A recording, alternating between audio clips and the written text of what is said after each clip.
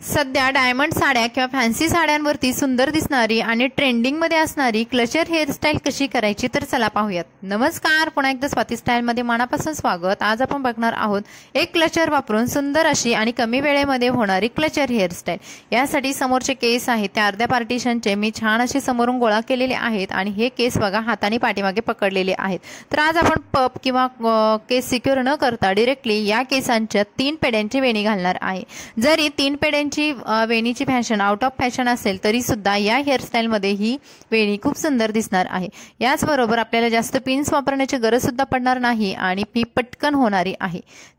वेणी बांधताना घट्ट बांधायचे आहे जेणेकरून समोरचा लुक हा वेणी लूज झाल्यामुळे खराब होऊ नये। तर इथे बघा मी अर्धी अशी वेणी बांधून घेतली आणि त्यानंतर खालचे जे केस आहेत ते पुन्हा पूर्ण गोळा केलेले आहेत। हे गोळा केलेले केस आहेत ते एका ब्लॅक कलरच्या रबर बँडने सिक्युअर केलेले आहेत। जर तुमचे केस पातळ असतील तरी सुद्धा तुम्ही अशा टाइपच्या हेअरस्टाईल नक्की करू शकता। त्यानंतर ही आपली पोणी बांधून झाल्यानंतर या पोणीचं पुन्हा आपल्याला 2 भागामध्ये पार्टिशन करायचं आहे।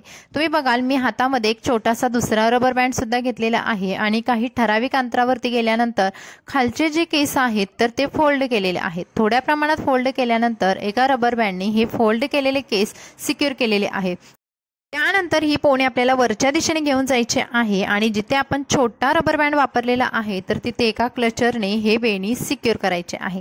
आता तुम्ही बघाल हा जो क्लचर वापरलेला आहे थोडासा स्टाइलिश किंवा ट्रेंडिंगमध्ये असलेला क्लचर आहे जो आपल्या हेअरस्टाईलला खूप सुंदर लुक देतो आणि ही हेअरस्टाईल कमी वेळामध्ये सुद्धा होते। तर मैत्रिणींनो, हा होता आपला आजचा हेअरस्टाईलचा व्हिडिओ। तुम्हाला कसा वाटला तुम्ही सुद्धा नक्की एकदा ट्राय करा। व्हिडिओ आवडला तर लाईक करा, चॅनलला नवीन असाल तर सबस्क्राईब करा, व्हिडिओ तुमच्या फ्रेंड्स फॅमिलीमध्ये नक्की शेअर करा। Bye bye.